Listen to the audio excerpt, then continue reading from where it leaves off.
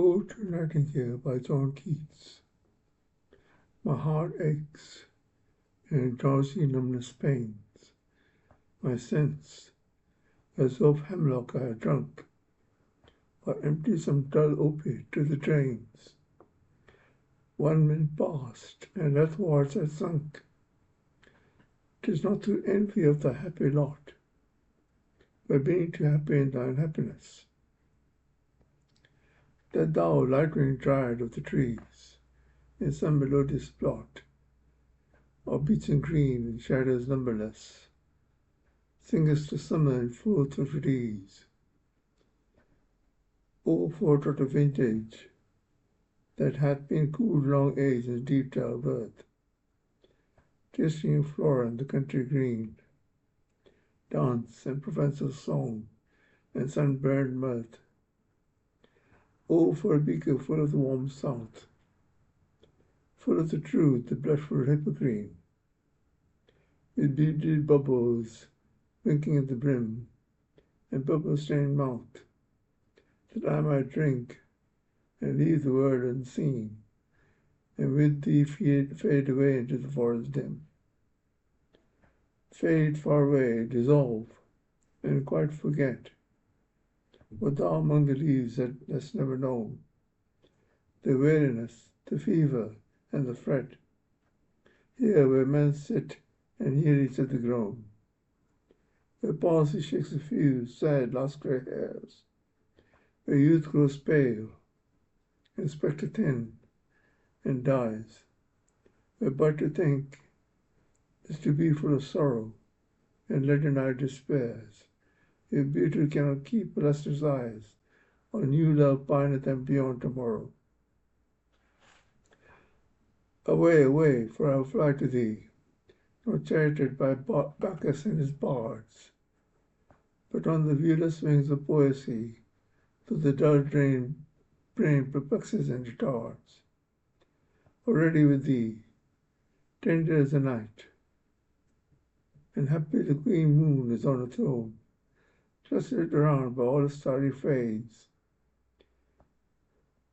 But here there is no light, save what from heaven is with the breeze blown, through verdurous glooms and winding mossy ways.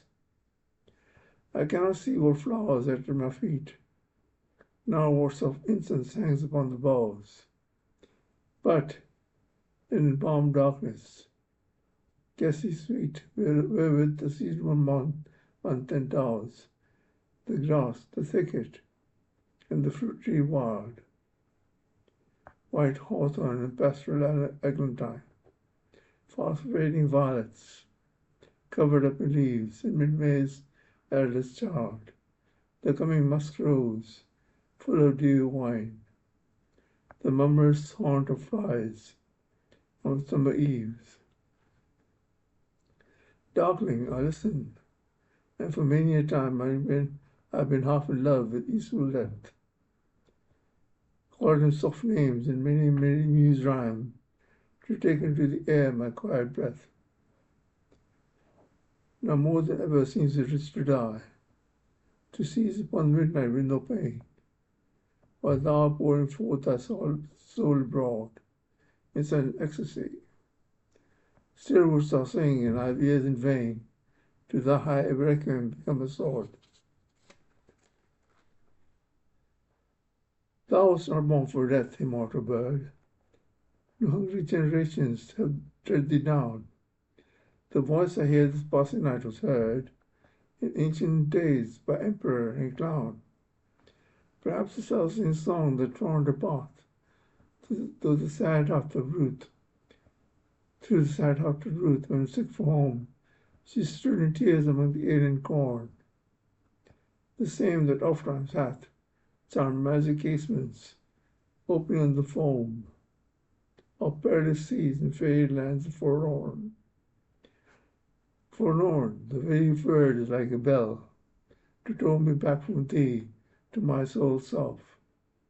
Adieu, the fancy cannot see so well as she is famed to do, deceiving elf. Adieu, adieu, thy plaintive anthem fades, past the near meadows, over the still stream, up the hillside, and now it is very deep, in the next fairy glades. Was it a vision or waking dream? Fled as a music. Do I wake or sleep? That was Ode to a Nightingale by John Keats. John Keats is one of my favorite poets, and Ode to a Nightingale is perhaps one of his most famous poems. Thank you for listening.